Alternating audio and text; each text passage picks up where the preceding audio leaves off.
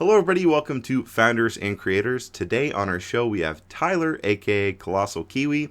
He is a YouTube creator who creates videos on games like Dying Light, Dead Island, and more. His channel has 86,000 subscribers and a massive 19 million views. Tyler, welcome to the show. How's it going today? I'm doing great. Thanks so much for having me. Big fan of the show. Oh, thanks. No, I appreciate it. So let's hear all about your journey. How did you get started on YouTube? How do we get started? For me, YouTube started, I was always an avid consumer of YouTube, my favorite form of entertainment ever since it came out, essentially. I used to travel around a lot as a kid. Parents got different jobs in different countries, so sometimes we'd find ourselves in situations where we're living in rural Mongolia with no one else around us, no friends, so I was just play World of Warcraft and talk to my friends, and also no television that I could really understand as well. So I would just binge watch like machinima videos, World of Warcraft, like parodies and skits and all that. And I really liked all the creative side of that. And I thought at one point that I wanted to make these videos myself. It's about when I was like 12 years old. Mm-hmm. And then it was the following year I came back to New Zealand, just where I live, it's where I'm from.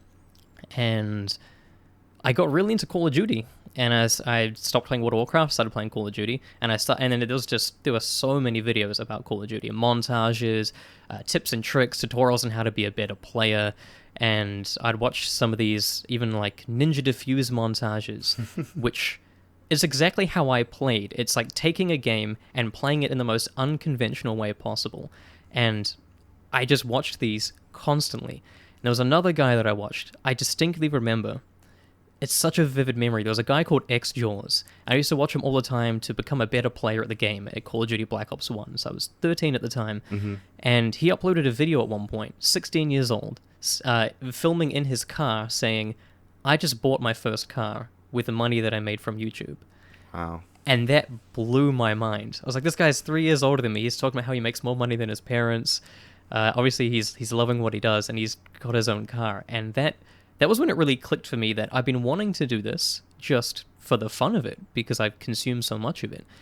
But that's when it really clicked to this is a thing. This is like a job. This has the potential to, oh, wow. And so I started doing a bunch of research. I saved up pocket money from doing chores and whatnot and saving up like Christmas and birthday gifts and all that and selling some of my things. And I purchased a Hop-Hog HD PVR, which is like this big, beefy capture card. These days you use like an Elgato if you're recording on console, but this thing was massive. And it was like 270 New Zealand dollars, which was all of my pocket money back then. But I just knew that I wanted to record and I wanted to make videos. And this was in 2011. Mm-hmm. And Dead Island was a game that had just come out. And at the time, I thought the graphics were astounding, like such a beautiful game. So I started test recording, because you got to set up the software. I had no idea what I was doing. I had like Windows Movie Maker and all that. So I did all my test recordings in Dead Island. That first recording was the Who Do You Voodoo intro, which I believe you're familiar with. Of course. Yeah, iconic. And I just started practicing. I didn't know what content exactly I wanted to make yet, but I knew that I wanted to create. And it was by the end of 2011, I made my first Black Ops montage, and I loved it. I made it to show my friends, but it ended up getting like 500 views, and I was like, this is so much, this is crazy, people are liking and commenting, and that was a bit of a rush. And like the biggest feeling I'd got away from that was feeling proud of what I'd created. I only did it in Windows Movie Maker, but I know every bit of effort that went into that video, and I felt so proud putting it out there for people to enjoy. And when people complimented my work, there was so much pride. Like, I made this. Mm-hmm. Look at this thing, and it's tangible. I can show you that I made this thing. So over the next few years, I continued practicing editing. I would mimic montages that I saw. I wanted to learn editing techniques. And occasionally I would upload a clip or a montage, like a little Call of Duty thing, but I knew that I was waiting for my calling on YouTube. I wanted to be prepared, so I had the skills, but I knew that like I was waiting for that niche. And in 2013, Dying Light was announced, which is being developed by the same people who made Dead Island. Right. And all these years, It was announced in 2013. It released in 2015. But across all those years, I was addicted to Dead Island. I never stopped playing that game. I made new friends. I moved to a new school. They all liked the game as well, even though everyone else had moved on and was playing other games. We just kept playing Dead Island. We broke that game in half. And so I remember having this conflicting feeling of I want to make Dead Island videos, but I don't think anybody's interested in this game anymore because it's so old in like 2015. So Dying Light came along, and I thought, this is it. This is the perfect opportunity. All these video ideas I've had for Dead Island, I can transfer them over to Dying Light. I can hone in on that niche and be the Dying Light guy, because I'd seen some friends and whatnot go the variety route, maybe be a Let's Player, and you really typically don't gain any traction like that, especially these days. So I knew that if I could specialize in one thing and be the Dying Light guy, that I would have a chance of gaining a following. So in 2014, Escape Dead Island, a little spin-off game, came out just a few months before the release of Dying Light. And so I used that as like warming up. Okay, let me get back into the rhythm of making videos, practice the editing again, and sort of try to feel natural with recording my voice. I remember I was insecure about my voice, so I knocked it down a couple like in the register, like made it deeper in Audacity so my voice sounded more manly and stuff like that. And it was so unnatural, but you have to do it to enough times. It's the only way you're going to feel natural doing it. And then the game came out, and I built up maybe like 1,000 followers, subscribers, making Dying Light content, dedicated tutorials, little bits and pieces here.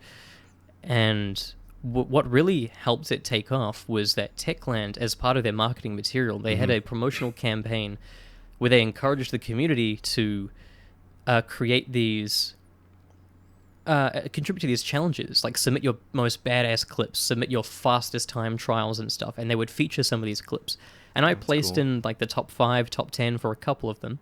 And then they did another community contest, which was to design a t-shirt.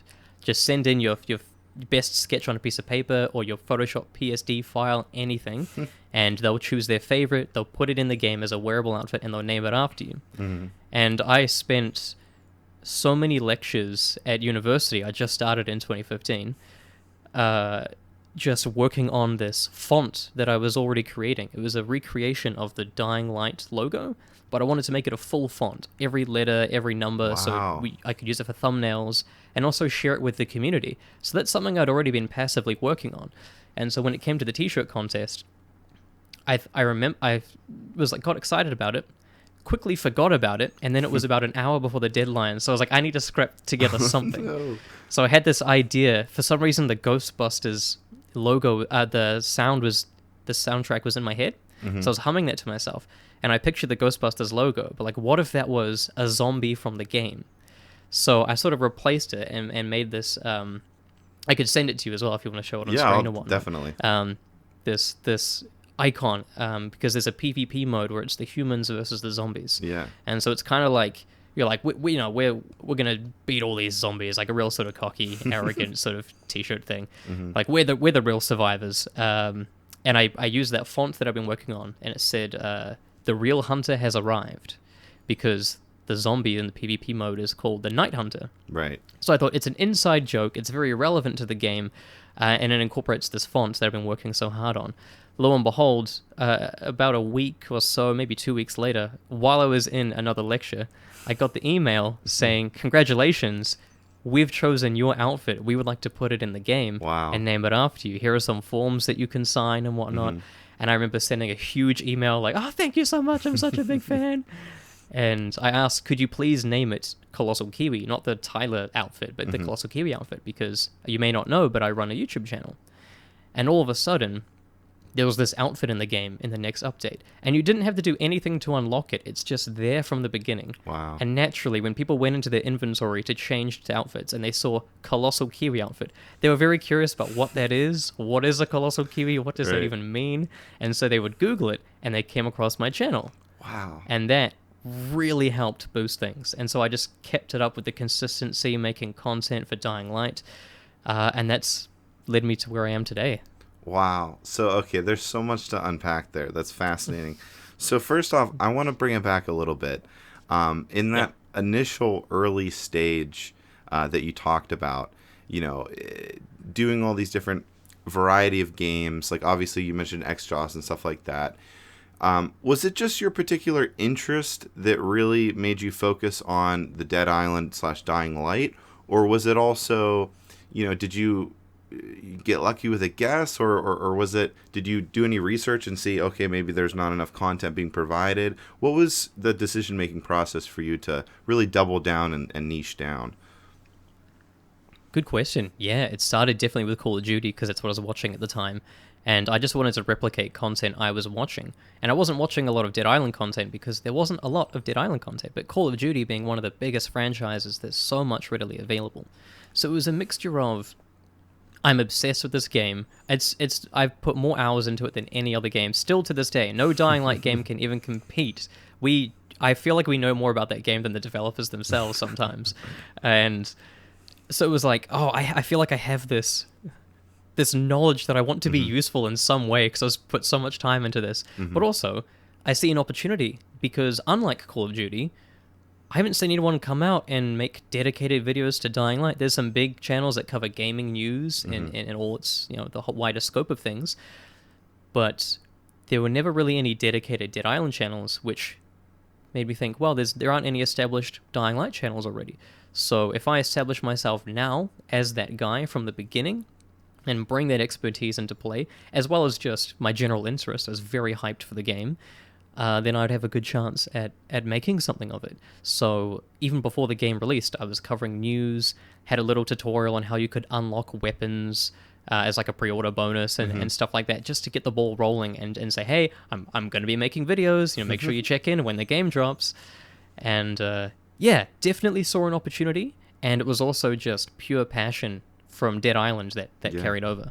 Yeah, well, no, it sounds like, the passion and the interest really fueled, the whole endeavor. And I mean, that's just so really interesting how, it started off as something that you really enjoyed, you put so many hours into, and then, now you can say that that's your job. I mean, that's the dream for so many people, so that's so cool to hear. Now, I wanted to also talk about the in-game item, the ColossalKiwi outfit, like you described. So I really think that's a genius marketing strategy that you kind of performed. You probably weren't even thinking about it, but so many people right now have these relationships with these game developers, and they don't even utilize them. And I think that what you did there was just like so cool.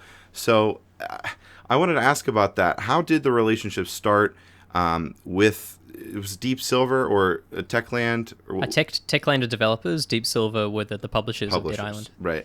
So how did that relationship start, and how has it grown throughout the time? I mean, was it just the in-game item and then, that was it? Or, what is your relationship with them?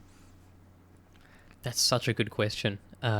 It started with those initial couple of community contests. Before the t-shirt, there was just the video clips I sent in.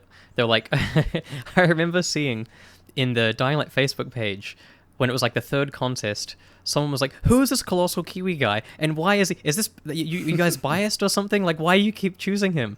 But I would just send them so many messages with the hashtag, the Dying Light challenge or whatever it was, because I had so many clips. I was playing the game nonstop. If I wasn't studying, which I wasn't really studying, I was making videos. And it started with initial email communication, because they would say, hey, we've chosen your clip, and we promised some rewards if you place in the top 5, so we're going to send you some t-shirts and cool things like that. One of the packages never made it to New Zealand. It went completely missing, so they ended up sending me that poster that you can see up there instead. Oh, yeah. It's signed by the designer, the architectural designer of the game. Oh, that's so cool. And that naturally kept the conversation going, because we had to go back and forth about this missing package. And then in the midst of that, or maybe it was slightly after, the outfit happened. And so they contacted me about that.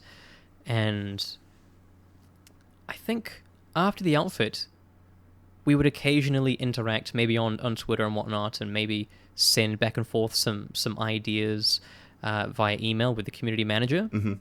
But it wasn't until that outfit was like May, June 2015, and it wasn't until about January, February of 2016, the next year, that another community manager reached out to me.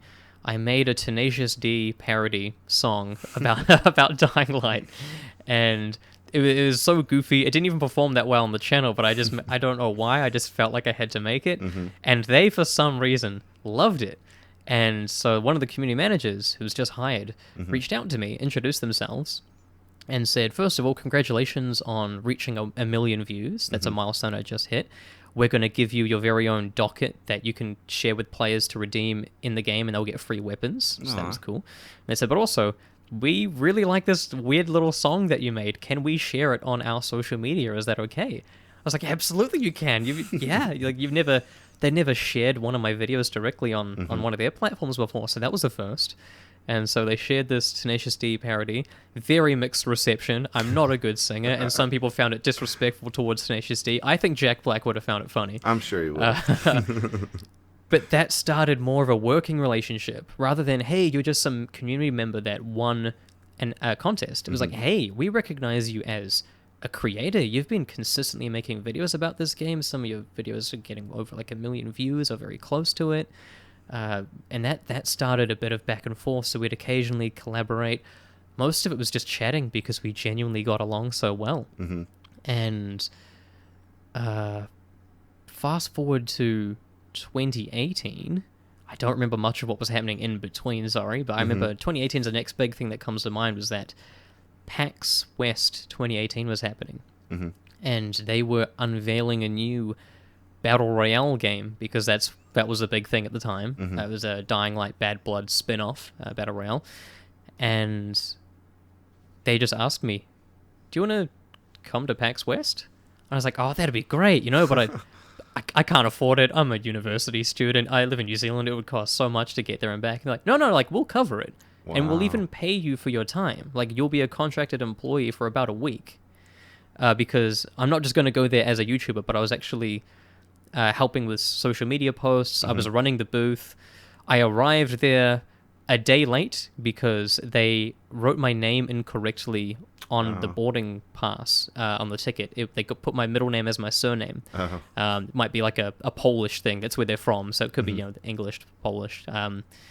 I wasn't allowed on the plane once I reached from Auckland to Hawaii, Honolulu, so I was stranded in Honolulu airport for a day. They finally let me through a day later in Seattle, and they'd already had the booth set up. I was going to help with that, but it was already done. And they had a wireless microphone and some speakers set up. And they're like, oh, by the way, we made a last-minute decision. You're going to be shoutcasting this thing in front of tens of thousands of people at this event. No way. Terrifying. I'm a confident public speaker. Presentations are my favorite part of university. I took drama classes and all that all the way through like high school. But that was terrifying. Such a foreign environment. I had a lot of pressure, like, don't mess this up, don't mess this up. There was a guy called Robert on the team who was such a chill, like, welcoming guy that made me feel at ease. And so we took turns shoutcasting because it was a PvP, like a competitive game. So we'd sort of commentate on what's going down, and there were some really big highlights from that. But that in and of itself was ridiculous. What an amazing opportunity. I never would have thought I'd be working for Techland temporarily and getting paid for my time, them covering the accommodation. And I remember it all sank in when we went across to the Cheesecake Factory. I think that's what it's called. It's a chain restaurant, right? Yeah, that is. Yep. Yeah. We have the Cheesecake Shop here, which is different. And the waiter came along and I was sitting around with the developers. The CEO was there. He came up to me earlier and was like, Tyler, ColossalKiwi, nice to meet you. And I was like, you know who I am? And the waiter was like, whoa, Techland, you guys make Dying Light. I'm such a big fan of your game. Wow. And it was so surreal to be on the other side of that. I was at the table sitting with the developers, and I had someone coming to me and wanting to take a photo and stuff like that. And that was completely surreal. And then the following year, June 2019, they invited me to E3, E3 2019 in Los Angeles. This time, not necessarily working for them, so not being paid as like a temporary employee or whatnot. But they're like, we just want you to come as ColossalKiwi. We'll still cover the costs and all that, but we just want you to come and make videos and just enjoy the event. So it was a lot more hands-off, a lot more relaxed. Still an incredible opportunity. And I got to interview some people, get some news out there, make some videos. And they did one thing, which is the first time I'd ever been interviewed. they got their community manager and they interviewed me on video to put on their social media. And once again, it had all come full circle. I was on the other side of things. They were like, Tyler, ColossalKiwi, we've known you for years. You've been like a prominent figure in the community. Like, just we want you to tell us about yourself. And just another mind-blowing moment. And since then, it's just been an ongoing, a nice working relationship, very professional.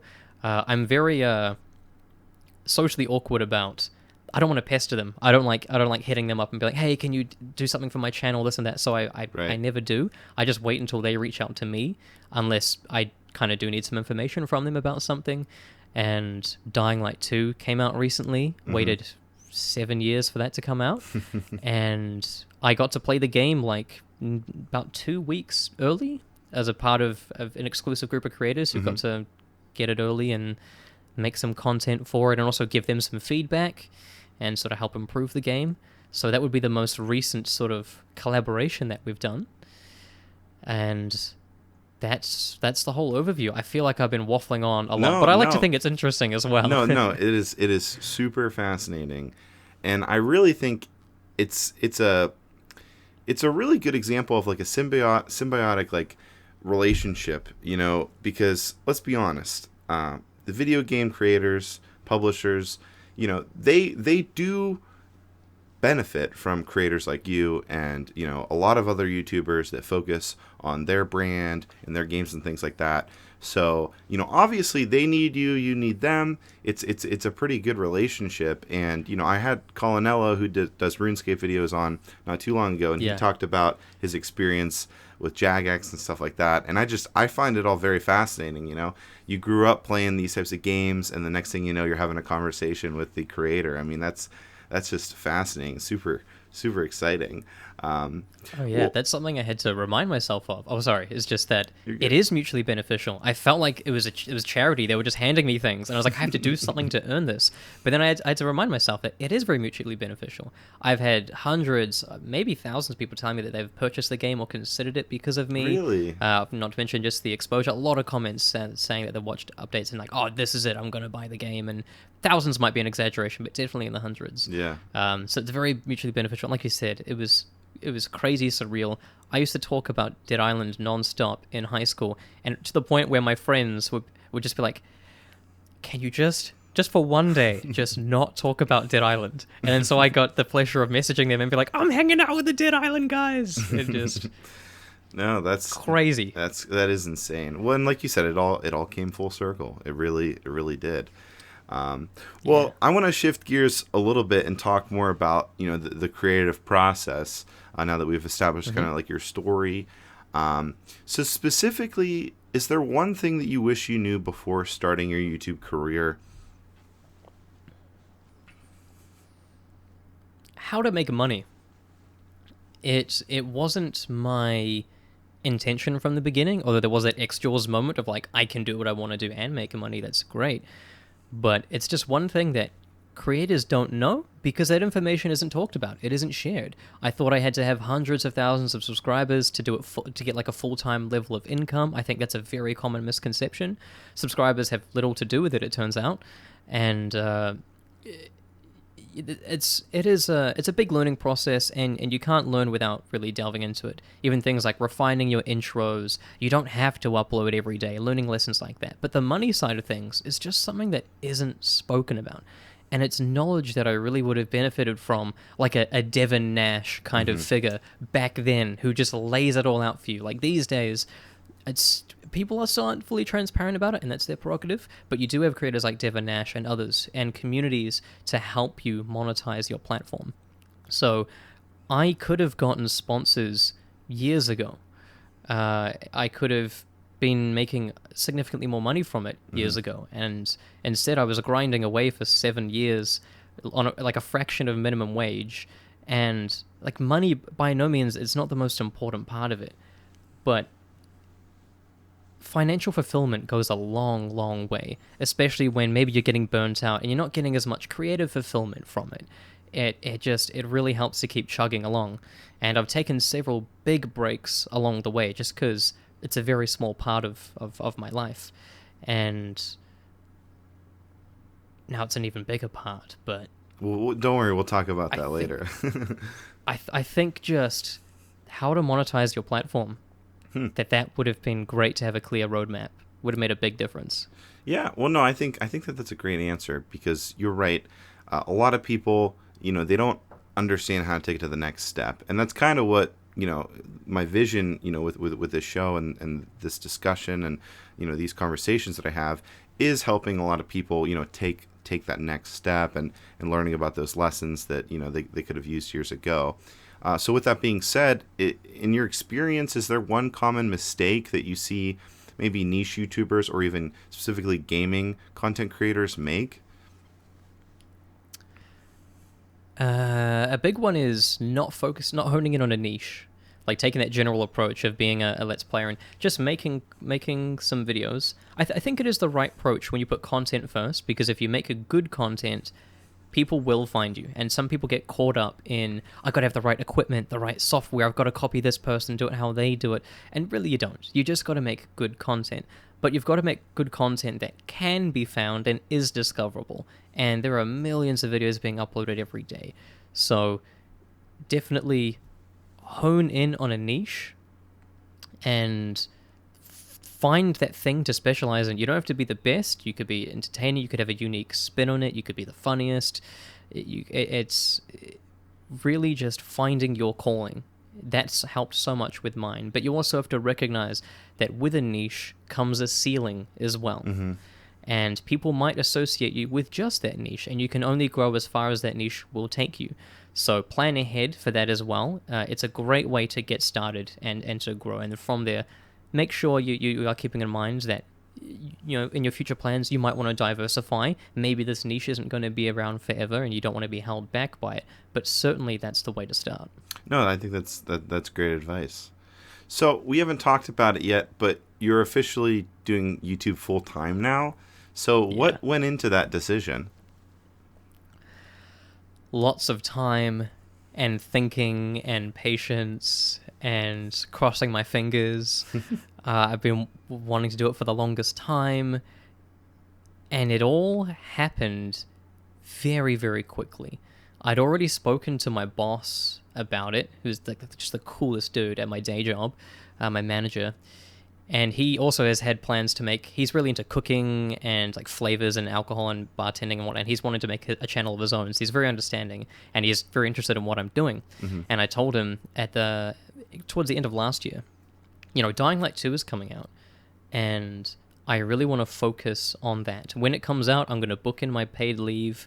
I'm going to focus on that for a few weeks, and then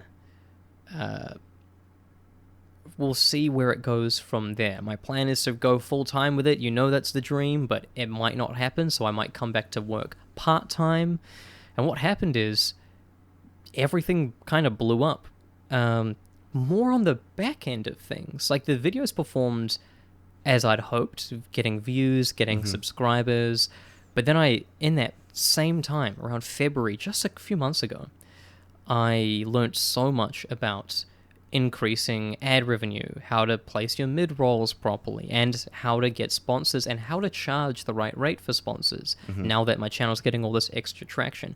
So everything just culminated at the same time. The new game coming out, learning on the back end how to monetize this properly, and it all came together. It was very overwhelming. Suddenly I was making more money than my actual job out of nowhere. And I was like, hold on, we need to is this going to stick around? Is this just because the game has just come out? So I had to feel it out for a couple more months. And I told myself, I would always use my current job as a benchmark. If I can make at least 50% more is what I told myself. If I can make at least 50% more consistently month to month, then I will drop it and I will just go full time. Lo and behold, that's what happened. Making significantly more than my day job, and I was like, I just have to seize this opportunity while it's here. And I have a very good working relationship with that manager, so I know that they'd take me back in a heartbeat if it came to that. If I came crawling back and was like, please, I made a mistake, or Right. So I feel like I do have a backup plan. I've got a degree as well and several other things lined up just in case, a business degree. And when I made the announcement, a community post, and that I was going full time, several people were very concerned for me, which is very nice. Like, hey, dude, are you sure this is a good idea? Like, make sure you have a backup plan. Like, Yeah. don't worry, way ahead of you. I've been thinking about this for so long. Not a decision I made lightly.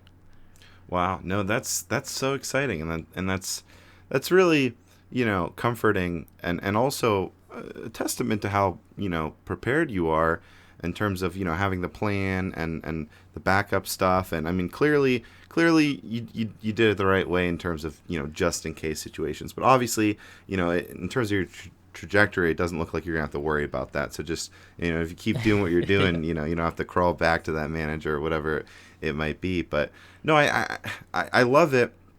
I love seizing the moment. I'm big into that, especially, in terms of the online atmosphere, because, things burn out really fast online. So, taking that opportunity, and especially with Dying Light 2 coming out, I think that was a really good decision on your part. I mean, I honestly, I'm not even joking, but like, I see those videos recommended, and I only played Dead Island, like, and I used to watch videos on that, but it just popped out of nowhere, and then I was like, oh, I got interested in the game and stuff like that, and I took it from there. But point being, yeah, seizing the moment, seizing the opportunity online, I totally agree, and I think that's a great way of looking at it. So what exactly do you do with that extra time now that you're full-time? Like what does that additional time look like for you? It's all going back into YouTube right now. It's time I didn't have. I needed more time to work on YouTube.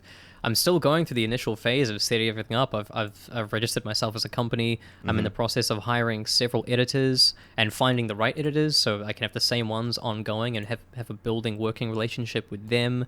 And then from there, I'd like to build up a catalog so I can just get ahead of things. I still feel like I'm playing catch up. There's all these video projects coming out, deadlines to meet and stuff. So all the time right now is going straight back into YouTube.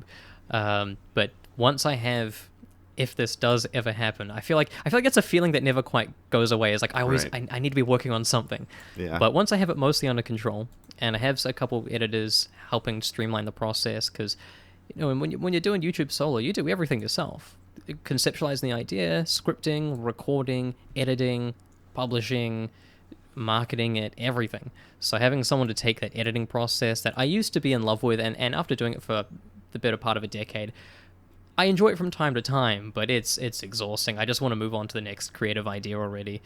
That'll leave room to, I guess, spend more time sort of socializing and whatnot in my personal life and some things going on there, more time with family. Definitely going to take advantage of that.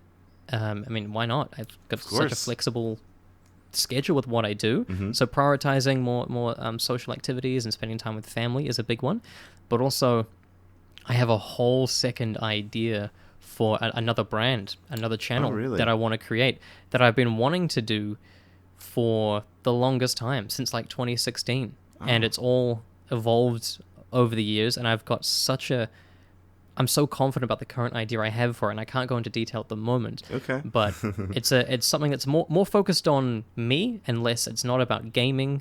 It's in more of a lucrative niche, which is nice, like tech and stuff like that. Yeah. And it would just be so nice to have that creative outlet. If I'm already in a good routine, YouTube on ColossalKiwi, the channel is paying the bills and it's doing well, I can put time into that creative outlet, which is going to feel like starting all over again. That beginning of just, I have no subscribers on this channel and I just need to build it up, and it's a whole new niche. It's a whole new, I can get passionate about doing the editing and stuff again because all my ColossalKiwi stuff is taken care of. So that's definitely something I want to get into by the end of the year. And right now it's figuring out all the logistics and the admin of everything. Yeah. Well, I'm excited to see what it is. I know you're keeping a hush hush. You're getting me extra excited. Well, no, that's really cool. I can say what it is. Oh, well, you can't. What? It's a lot of tech focused stuff. I have a habit of really diving into niches. So like learning everything about headphones. I don't work in pro audio, but I was an audiophile for many, many years and collected a bunch. So I like to do some headphone reviews and guides, fill in a niche that I see that like sort of an opportunity that makes it approachable and bridges that gap between a newbie and an experienced audiophile, along with several other niches as well. There's a whole format in a series planned. Oh, wow. And it's not contained to just one thing, Mm-hmm. but it's very much, like product guides, Yeah. essentially, very high effort guides. And once again, I've been wanting to do it for the longest time. Mm-hmm. And there are additional ways you can monetize stuff like that. Things like affiliate links, you can get relevant sponsors for Mm-hmm. and just things that I've never played around with before. So it's just so exciting. Yeah, no, definitely. I'm pumped to see how that goes and stuff like that. So, I know on your channel you had Jonah Scott, another YouTuber who is a voice actor in Dying Light 2 and a bunch of other awesome things. How exactly did you get involved with him? Because I know you didn't mention that in your relationship with the publishers, but how did that go? Right. So when I was in Los Angeles for E3 2019, there was a whole new trailer that was revealed with a voice actor playing Aiden Caldwell, the playable protagonist in Dying Light 2, who was Jonah Scott. And that had never been previously announced. Jonah Scott had been doing some work on some anime and whatnot, but definitely not a very well-known person, especially in the gaming sphere. And his story is that he was a really big fan of Dying Light. When he moved to LA initially to pursue the dream of being a voice actor, he was playing through Dying Light when he got the audition for a script that very much resembled Dying Light. Obviously, they have like a code name for Right. it and stuff, but he's like, I think this is the Dying Light sequel, That's and I'm hilarious. playing through this game right now. So how we got in touch was he wasn't at E3, but it was the big reveal, and we just ended up following each other on Twitter through all that. He's just such an interactive person with the community. So we messaged back then about setting something up so I can introduce him to the Dying Light community. And then nothing happened for like 3 years because a lot of stuff kept getting in the way, and I took several hiatuses and whatnot. But I came back to things last year, and he was still very interactive. The hype is building, the release is getting closer and closer. And the credit really goes to him for being so interactive with the community. And so I hit him up again. We still have mutual connections and still have each other as friends on certain platforms. And was like, are we still keen to make something happen and whatnot? And we've just been chatting a lot ever since. It's a very casual, just friends really, like acquaintances. And which is so cool because... And he's even talked about the old guard of voice actors, some of the bigger names, you know, in the gaming industry that maybe they started off on Broadway or something and they just happened to fall into gaming accidentally. Right. That they're so well respected, but they're not necessarily a part of the community. They're like this unreachable status. Whereas you've got this new wave of voice actors for anime and for video games like Jonah and his whole crew of people who are super, super passionate about the stuff that they're working on. They're fans of the projects they're doing, and they're also just so interactive with the community. Also, Twitch streaming is a really big thing, so that's a way that voice actors can make money, and you said he's a YouTuber as well. Yeah. So that kind of comes with the territory. He's a bit of both, and community management and interaction is very much a part of that. So these days we talk back and forth a little bit. We've got a couple of different Discord servers set up for like all of the Dying Light creators to facilitate collaborations and that's so sharing cool. ideas and talking. And he's in there with all the Dying Light YouTubers, Wow. being the voice actor of the game, which is really cool. So shout out to Jonah, such a cool dude. Yeah, that's awesome. So to shift gears a little bit, I always love to ask these two questions. What is the biggest mistake that you've made in your YouTube career? And then what are you most proud of? Biggest mistake. There's a few to choose from. But I'll say the big one, and I think it ties into learning how to monetize my platform. It's something I wish I knew. Biggest mistake was putting pride before payment. Because even when I was in a position to get sponsorships and I had people offering me, and they were lowballing me, and even if I was to accept, I wouldn't be getting paid what I'm actually worth. But I would still turn them down because I was too prideful. I didn't want to accept sponsorships. I didn't want to be a sellout. I was worried about what people would think of me, which is crazy. I mean, in what other industry does that happen? Where someone turns down a pay rise because, oh, what will the customers think of me? He's got a big head, or so. Definitely, I was too prideful. I turned down several opportunities. Techland even offered to, pay me to do a promotional stream for their game at one point and all that. And I just did it for free because I wanted to. I wanted to do it out of goodwill. I still felt like I owed them something. I hadn't quite reached that point of, this has been mutually beneficial this whole time. I wanted to earn what they've been giving me.